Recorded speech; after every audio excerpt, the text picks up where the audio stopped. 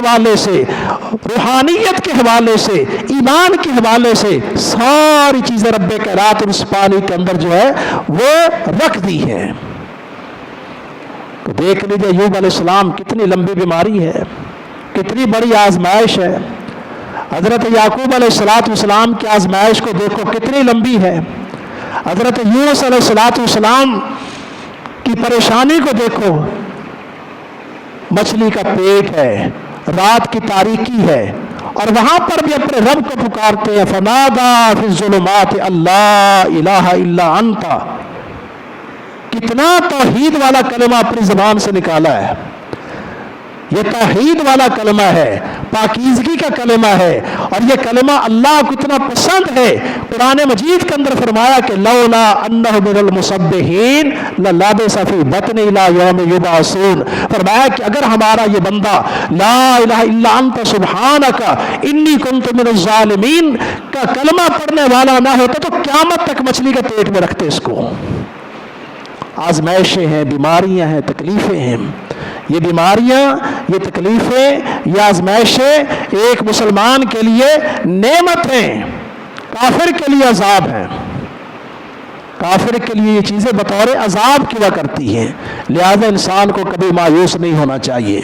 یہ کرونا کی بیماریوں، یہ فلاں بیماریاں، یہ فلاں بیماریاں، اس خوف کو اپنے پر مسلط نہ کریں، اور یقین پیدا کر لیں کہ جو وقت اللہ نے لکھا ہے نیک لمحہ پہلے، نیک لمحے کی چھوٹ ہے۔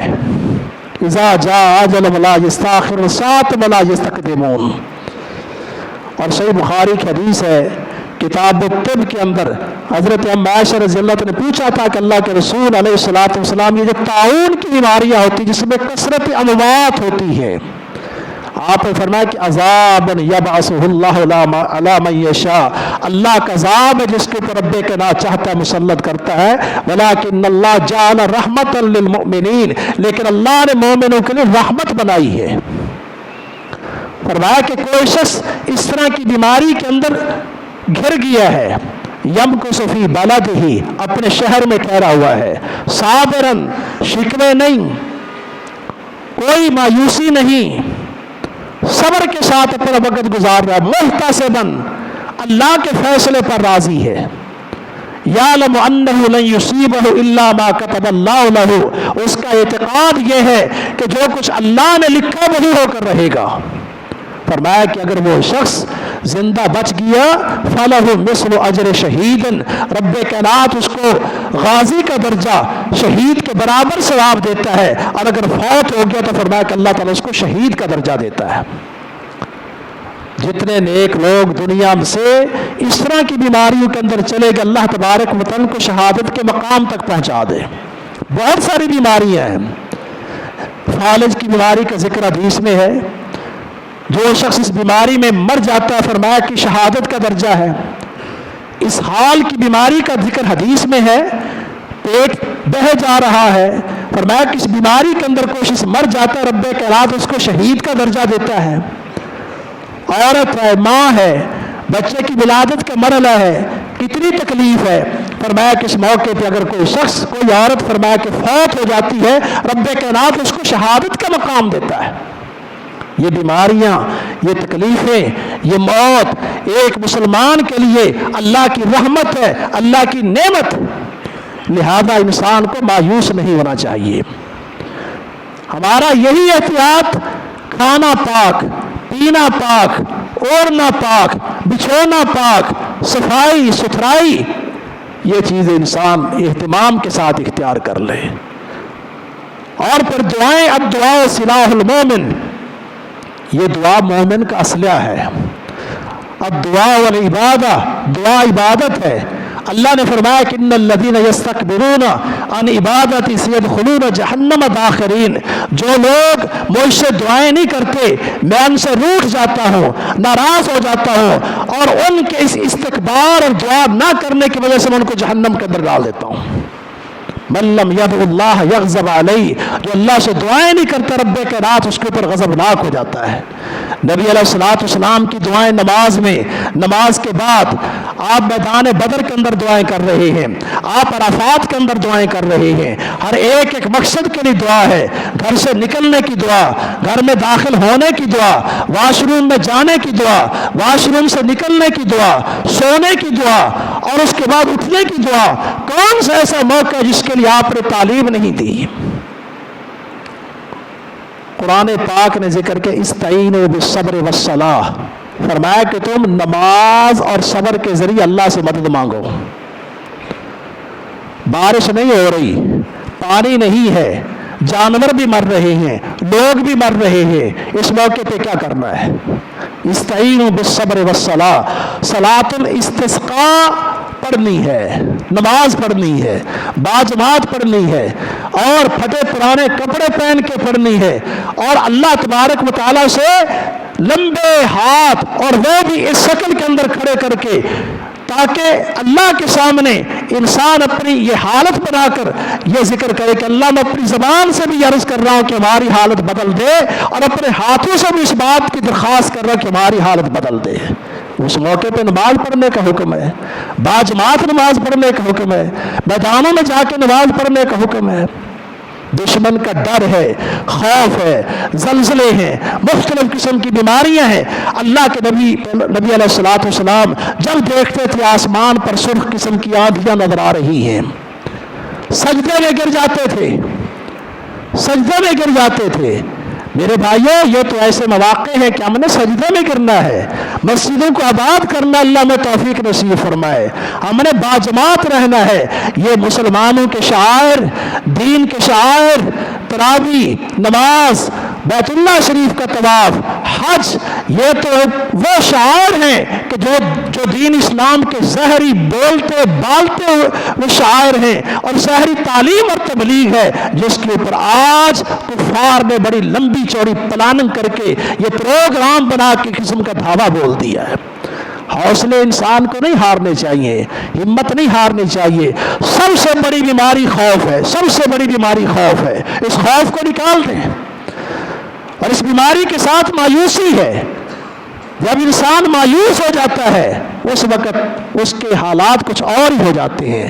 یوسف علیہ السلام کو دیکھ لیجئے، یعقوب علیہ السلام کو دیکھ لیجئے، دیگر انبیاء کو دیکھ لیجئے، مایوسی نام کی کوئی کسی قسم کی چیز ہے ہی نہیں، اپنے رب کے فیصلے پر راضی۔ اللہ تبارک و تعالی ہمیں یہ توفیق نصیب فرمائے۔ تو مرنا برحق ہے۔ کافر کا عقیدہ کیا ہے کہ مریں گے، مٹی میں چلے جائیں گے، دوبارہ ہم نے کھڑا نہیں ہونا، لہذا سب کچھ یہی ہے جو کچھ ہے کر لو ادھر۔ اذا ضللنا فی الارض انا لفی خلق جدید بل ہم بلقاء رب کافرون قل یتوفاکم ملک الموت الذی وکل بکم ثم الی ربکم ترجعون۔ سورہ سجدہ۔ مٹی میں گئے، مٹی بن گئے، دوبارہ نہیں اٹھائے جائیں گے۔ فرمایا کہ جس اللہ نے تم کو پہلی بار پیدا کیا تھا اس اللہ نے ایک فرشتہ موکل تمہارے ساتھ لگا دیا ہے، جیسے وقت پورا ہوگا یتوفاکم، اس نے تمہاری روح اچک لینی ہے اور اس کے بعد پھر تمہیں ایک وقت پر اللہ کے سامنے پیش کر دیا جائے گا۔ تو اب اس کے بعد آخرت، جس کے بارے میں یہ بات کہ ایک لاٹھی کے سرے کے برابر اگر تمہیں جگہ جنت میں مل جائے تو ساری دنیا اس کی قیمت نہیں بن سکتی۔ اس جنت کے دروازے کے اوپر ایک بندہ پہنچا ہوا ہے جو آخری بندہ ہے، جنت میں داخل ہونے کے اعتبار سے آخری اور جہنم سے نکالے جانے کے اعتبار سے آخری۔ اللہ تبارک و تعالیٰ اسے پوچھے گا کتنا چاہیے، تو وہ شخص اپنے دل کے اندر یہ محسوس کرے گا کہ شاید میرے لیے جگہ نہیں ہے۔ وہ کہے گا اللہ مجھے تو یوں لگ رہا ہے کہ جیسے جنت بھری ہوئی ہے، یہاں پر میرے تو کوئی جگہ نہیں ہے۔ اللہ سبحانہ و تعالیٰ اس سے کہیں گے کہ اے میرے بندے، اگر اس دنیا، جس دنیا کے اندر تو رہ کر آیا ہے، اس کے ایک مثل آج ہم تجھے جنت کے اندر دے دے تو راضی ہو جائے گا؟ ساری دنیا، مشرق سے لے کر مغرب تک، شمال سے لے کر جنوب تک، فرمایا کہ اتنا اگر آج ہم تجھے جنت کے اندر دے دیں تو کیا تو اس پر مطمئن ہو جائے گا، راضی ہو جائے گا؟ وہ شخص کہے گا کہ اللہ اب تضحکوا بھی، کیا میرے ساتھ کوئی مذاق کا سلسلہ ہو رہا ہے؟ مجھے تو یوں محسوس ہو رہا ہے کہ اندر قدم رکھنے کی جگہ نہیں، اور مجھ سے یہ کہا جا رہا ہے کہ ساری دنیا کے ایک مثل تجھے جنت میں۔ اللہ تبارک و تعالیٰ اس بندے سے کہیں گے اس دنیا سے 2 گنا، 3 گنا، 4 گنا، 5 گنا، 4 اور 5 کا جب ذکر ہوگا تو یہ بندہ کہ قط بس، لیکن رب کائنات اس سے کہیں گے والا کا عشر امثال ہی، جتنا میں نے دنیا کو بنایا تھا آج اس سے 10 گنا زیادہ میں تجھے جنت میں دے رہا ہوں۔ اور جنت کے اندر جو گھر ہوں گے وہ کوئی مٹی اور بلاک کے بنے ہوئے نہیں ہوں گے، سونے کی اینٹیں، چاندی کی اینٹیں، لابنۃ من ذہب ولابنۃ من فضۃ وملاتها الزعفران، یہ ہے جنت کی بات۔ اب دنیا کے اندر اگر کسی بندے سے یہ کہا جائے کہ اپنی جان مجھے دے دو، جو کچھ مانگنا چاہو میں دینے کے لیے تیار ہوں، کوئی بندہ تیار ہوگا؟ کبھی بھی نہیں۔ لیکن یہ بندہ آخری سانسوں پر پڑا ہوا ہے، اب اس کے سامنے اللہ عز و جل کا فرشتہ جنت کا ریشم اور اس ریشم کا ایک ٹکڑا لے کر آتا ہے اور اس کو صرف دکھاتا ہے، اب یہ اس کے ہاتھ میں نہیں دیا، دکھاتا ہے۔ رسول اللہ صلی اللہ علیہ وسلم فرماتے کہ وہ بندہ اس وقت اپنے تمام قسم کے گھر والوں سے اور دنیا سے نظریں بالکل ہٹا لیتا ہے اور اپنے آپ کو قربان کرنے پر تل جاتا ہے کہ بس جیسے کیسے مجھے یہ ٹکڑا ملنا چاہیے، چاہے مجھے جان بھی کیوں نہ دینی پڑے، اپنی جان کا سودا کرنے کے لیے تیار ہے۔ جنت کا ایک چھوٹا سا ٹکڑا جس کے اندر سے روح نے لپٹ جانا ہے، فرمایا کہ جیسی دل کے اندر خیال پیدا ہوتا ہے اللہ تبارک و تعالیٰ کا فرشتہ اعلان کرتا ہے یا ایتھا النفس المطمئنہ ارجعی الی ربک راضیۃ مرضیہ فادخلی فی عبادی وادخلی جنتی، فرمایا کہ اس روح کو اٹھا کر اس جنت کے ریشم کے ٹکڑے کے اندر لپیٹ دیتا ہے اور فرشتے قطار میں لائن میں کھڑے ہوتے ہیں، آگ جھپکنے سے پہلے دوسرا فرشتہ اس کے ہاتھ سے لیتا ہے اور ہر ایک کی زبان سے نکلتا ما اطیب ھذ الریح، کیسی پاکیزہ خوشبو اور مہک ہے جس جسم سے ڈھانچے سے ہم نے اس کو برآمد کیا ہے، اور اعلیٰ علیین کے اندر اس کو پہنچا دیتے ہیں۔ تو یہ ہے جنت کی بات اور جنت کی نعمتیں۔ حضرت ام عائشہ رضی اللہ عنہ کی حدیث یاد آ گئی، نبی علیہ السلام فرماتے ہیں کہ اللہ تبارک و تعالیٰ نے جبریل امین کے ذریعے ریشم کے لباس کے اندر میرے سامنے ایک شبیہ، ایک شکل، ایک صورت پیش کی اور کہا گیا کہ آپ کی بننے والی بیوی ہے۔ رسول اللہ صلی اللہ علیہ وسلم فرماتے ہیں کہ جب میں نے کپڑا ہٹا کے دیکھا وہ عائشہ تھی اور میں نے رب کائنات سے دعا کی تھی کہ اللہم ان کان ھذا منک فامزحی، اللہ اگر یہ تیری طرف سے تو اس کو میری بیوی بنا دے۔ ابھی بیوی بری نہیں، لیکن رب کائنات ریشم کے کپڑوں کے اندر اللہ نے اپنے پیغمبر علیہ السلام کو دکھا دیا۔ کیا مقام ہے مومنوں کی ماں کا، کیا درجہ ہے اہل ایمان کی ماں کا۔ تو مرنے کے بعد یوم الآخر اور وہاں پر انسان کا عقیدہ اور عمل، یہ 2 چیزیں کام آئیں گی۔ فمن کان یرجو لقاء ربہ فلیعمل عملا صالحا ولا یشرک بعبادۃ ربہ احدا۔ تو نبی علیہ السلام فرماتے ہیں کہ جنت میں جب اہل ایمان چلے جائیں گے، جنت میں ان کے پہنچ جانے کے بعد اللہ تبارک و تعالیٰ ان سے کہے گا کہ اہل جنت یہ بتاؤ تمہارے دل کی کوئی خواہش، کوئی تمنا، کوئی آرزو کہ میں وہ بھی پوری کر دوں۔ اور جنت کے اندر انسان کے دل کے اندر جو خیال پیدا ہوگا اللہ وہ بھی پورا کر دے گا۔ تو اہل جنت اللہ تبارک و تعالیٰ کے سامنے عرض کریں گے کہ اللہ علم تدخلنا الجنہ، جنت دے دیا، اب کیا چاہیے؟ علم تدخلنا الجنہ وتنجنا من النار، اور جہنم کی آگ سے تو نے ہم کو بچا لیا، اب کچھ اور چاہیے؟ کسی اور چیز کی ضرورت ہی نہیں رہی۔ اور قرآن مجید میں بھی اللہ نے فرما دیا ہے کل نفس ذائقۃ الموت، ہر نفس نے موت کو چکھنا ہے، وانما توفون اجورکم یوم القیامہ، قیامت کے دن تمہیں پورے کا پورا ثواب ملے گا، اس میں کوئی کمی نہیں ہوگی۔ فمن زحزح عن النار وادخل الجنۃ فقد فاز، جو شخص جہنم سے بچا لیا گیا اور جنت میں داخل کر دیا گیا، فقد فاز، یقینی طور پر وہ کامیاب ہو گیا۔ وما الحیات الدنیا الا متاع الغرور، اور دنیا کی زندگی سوائے دھوکے کے اور کچھ بھی نہیں ہے۔ تو اللہ تو نے ہم کو جنت میں داخل کر دیا، جہنم سے بچا لیا، فرمایا کہ بات ابھی پوری نہیں ہوگی۔ فیکشف الحجاب، رب کائنات اپنے اور اہل جنت کے درمیان جو پردہ تھا اس کو ہٹا دیں گے۔ یہ لوگ اپنے رب کو فرمایا کہ دیکھیں گے اور ان کو کوئی کسی قسم کی پریشانی لاحق نہیں ہوگی۔ جیسے تم چاند کو دیکھتے ہو، ہر ایک بندہ اپنی اپنی جگہ پر چاند کو دیکھتا ہے، اسی طرح اپنے رب کو دیکھیں گے۔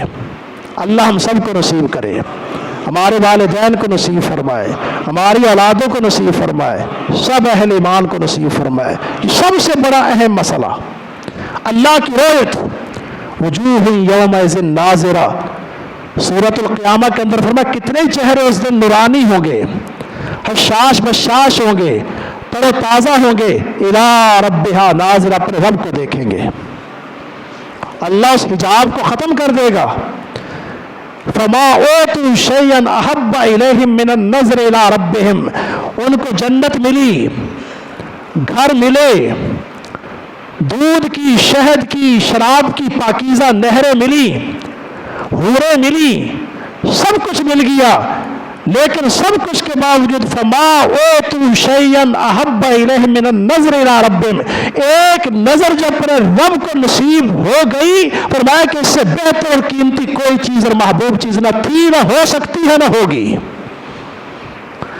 ایک نظر اپنے رب کو دیکھ لیا، صرف ایک نظر، وہ تو رب کو ایک نظر، اور ادھر اس کے محبوب خاتم النبیین کی ایک نظر کا کیا مقام ہے۔ نبی علیہ السلام فرماتے کہ جس بندے نے مجھے دیکھ لیا، ایمان قبول کر لیا، کلمہ پڑھ لیا، میرا صحابی بن گیا، صرف ایک بار اس نے دیکھ لیا، تو وہ بندہ جس نے مجھے دیکھا نہیں، اس کی عمر بھر کی نیکیاں اس ایک نظر اور رؤیت کا مقام اور درجہ حاصل نہیں کر سکتی۔ یہ صحابی کا مقام ہے۔ آپ نے فرمایا کہ اکرموا اصحابی، میرے صحابہ کی عزت کیا کرو، گالیاں نہ دیا کرو۔ لو ان احدکم انفق مثل جبل احد ذهبا، تم احد پہاڑ کے برابر سونا لے کر آ جاؤ اور میرے پیغمبر علیہ السلام کے صحابی کا ایک مٹھی بھر جو ایک پلڑے میں رکھ دیا جائے، تمہارا احد کا پہاڑ کا خرچ کردہ سونا اس درجے کو نہیں پہنچ سکتا جو مقام میرے صحابی کے ایک جو مٹھی بھر کا ہے اللہ تبارک و تعالیٰ کی نظر میں۔ اور ایک بار دیکھا اور جس نے سالوں دیکھا، زندگی آپ کے ساتھ گزار دی، اس کا کیا مقام ہے۔